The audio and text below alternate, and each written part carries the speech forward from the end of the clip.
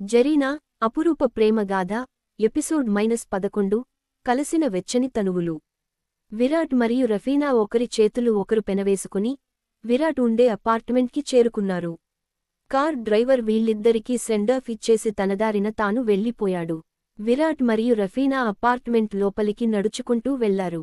అలా నడుచుకుంటూ లిఫ్ట్ క్రిందకు అంటే గ్రౌండ్ ఫ్లోర్కి రావడానికి బటన్ నొక్కాడు విరాట్. అది ఒక పెద్ద అపార్ట్మెంట్. సుమారుగా 200 ఫ్లోర్స్ ఉంటాయి అందులో. విరాట్ యొక్క అపార్ట్మెంట్ 150వ ఫ్లోర్లో ఉంది.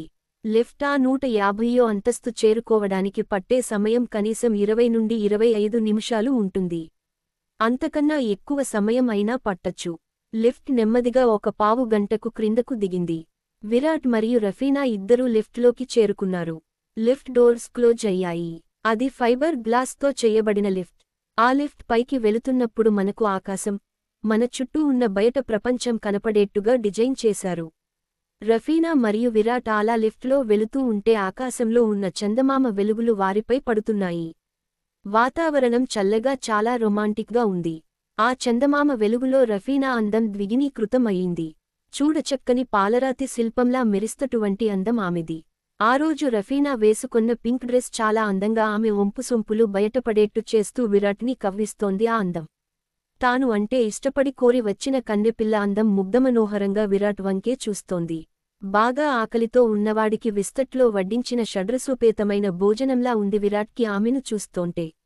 ఇంకా ఆలస్యం దేనికి అని ఆ ఇద్దరి కలసిన కళ్లల్లోని భావాలు మాట్లాడుకున్నాయి. దానితో వారిలోని హార్మోన్స్ కాంతి వేగంతో వారి మనస్సులకు మధురమైన సంకేతాలు అందించుకున్నాయి. సోడియం, పొటాషియం ట్రాన్స్ఫర్కి వారి శరీరాలు శృతి చేయబడ్డాయి. ఇద్దరూ ఆ లిఫ్ట్లోనే ఒకరిని ఒకరు చూసుకుంటూ బిగి కౌగిలిలో ఒక్కటయ్యారు. తనువులు వేచబడ్డాయి. గాఢంగా వారి పెదవులు కలిశాయి. విరాట్ రఫీనా పెదవులలోని అమృతాన్ని ఆస్వాదిస్తూ ఆమె జగన సీమను తన బలమైన చేతులతో తడుముతూ ఆమెలో కోరిక రేపుతున్నాడు. రఫీనా తన చేతులతో విరాట్కి దండవేసి విరాట్తో కలుస్తున్న తన్మయత్వంలో ఆమె కుడికాలు కొంచెం వెనక్కు పైకి లేపింది. వారి తనువు దాహం తీరడంలేదు. రఫీనా ఇప్పుడు విరాట్ ముందు తెరచి ఉంచిన ఒక అందమైన పుస్తకం. తన అందమైన శరీర పుస్తకాన్ని పూర్తిగా చదువుకు పొమ్మని రఫీనా చెప్పకనే చెబుతోంది విరాట్కి. విరాట్ క్షణం కూడా వృధా చెయ్యదలచుకోలేదు. ఆమెలోని అణువణువు తన చేతులతో తడుముతున్నాడు విరాట్. అలా ఆ లిఫ్ట్ పైకి వెళుతూనే ఉంది. ఆ ఇద్దరు ప్రేమికులు మత్తుగా ఒకరి కౌగిలిలో ఒకరు ఒదిగిపోయారు. విరాట్ రఫీనా యొక్క కుడి తొడను తన ఎడమ చేతితో పట్టుకుని పైకి లాగి ఆమెను దగ్గరకు తీసుకుని తన లిప్లాక్ యొక్క ఇంటెన్సిటీ రెట్టించాడు. తన్మయత్వంలో రఫీనా ఏమీ మాట్లాడలేదు. విరాట్ యొక్క జుట్టులోకి తన చేతులు పోనిచ్చి విరాట్ తలను గట్టిగా, బలంగా పట్టుకుని తన పెదవులు అందిస్తూ నాలుకతో విరాట్ యొక్క పెదవులను తడుపుతోంది రఫీనా. ఇంతలో 150 ఫ్లోర్ రీచ్ అయ్యినట్టుగా లిఫ్ట్ నుండి బెల్ శబ్దం వచ్చింది. పైగా అర్ధరాత్రి కావడం చేత లిఫ్ట్లోనికి ఎవ్వరూ రాలేదు అండ్ లిఫ్ట్ని ఎవ్వరూ ఆపలేదు. ఆ బెల్ సౌండ్కి ఇద్దరూ డిస్టర్బ్ అయ్యి ఆ ప్రేమ బంధం నుండి ఇద్దరూ బయటకు వచ్చారు.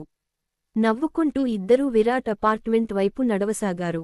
రఫీనా జరిగిన విషయానికి తలచుకుని కొంచెం సిగ్గుపడుతోంది. విరాట్ తన యొక్క అపార్ట్మెంట్ కీస్ బయటకు తీసి మెల్లగా తన అపార్ట్మెంట్ డోర్ ఓపెన్ చేశాడు. వాళ్లు హాల్లోనికి ఎంటర్ అయ్యారు. హాల్లో ఒక చిన్న పంజరం ఉంది. అందులో ఒక చిన్న చిలకను పోలిన పక్షి. విరాట్ ఆ పక్షి పేరు రూబీ అని పేరు పెట్టాడు. దానికి మాటలు వచ్చు.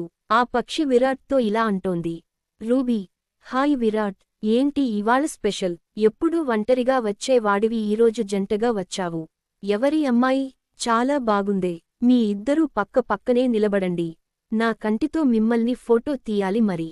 అలా నిలబడండి మీరిద్దరూ అని అన్నది రూబీ. రూబీ అన్నదానికి సమాధానంగా విరాట్ ఇలా అన్నాడు నవ్వుతూ. విరాట్, నీకు మాటలు నేర్పి తప్పు చేశానే వసపిట్ట. తాను నా ఫ్రెండ్ రఫీనా. తనకు ఇష్టం అయితే ఇంక మనతో పాటే ఉంటుంది. సరేనా? ఇవాళ తాను మన గెస్ట్. ఓకే అని అన్నది విరాట్ రూబీతో. రూబీ కొంటెగా విరాట్తో ఇలా అన్నది. రూబీ, ఓహ్, అర్థమయ్యింది. డేటింగ్కి అమ్మాయిని తీసుకువచ్చావా?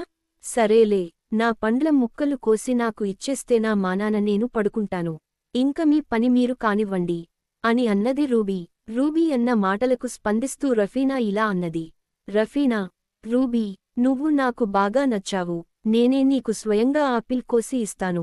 తినేసి పడుకో సరేనా? అని చెప్పి రఫీనా డైనింగ్ టేబుల్ దగ్గర ఉన్న ఆపిల్ ఒక తీసుకుని ఆ టేబుల్ పైన అందంగా అమరచియున్న చాకుల సెట్లో ఓకే పదునైన చాకుని తీసుకొని దానితో ఆ ఆపిల్ ముక్కలు ముక్కలుగా కట్ చేసింది. ఆ కట్ చేసిన ముక్కలు ఒక చిన్న బౌల్లో పెట్టి ఆ బౌల్ని పంజరం తలుపు తీసి అందులో ఉంచింది రఫీనా.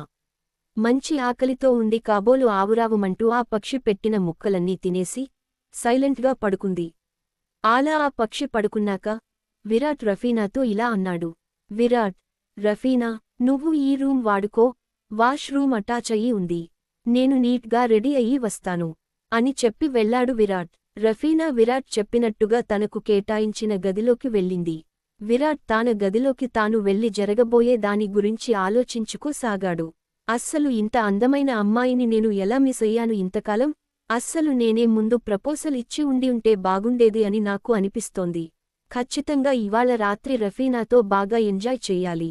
అదేంటో విరాట్, ఈ అమ్మాయిని చూస్తుంటే పెళ్లి చేసుకోవాలని నీకు అనిపిస్తోంది కదూ? హా ఎలాగోలా ఈ రాత్రి కష్టపడి ఈ అమ్మాయిని ఇంప్రెస్ చెయ్యాలి.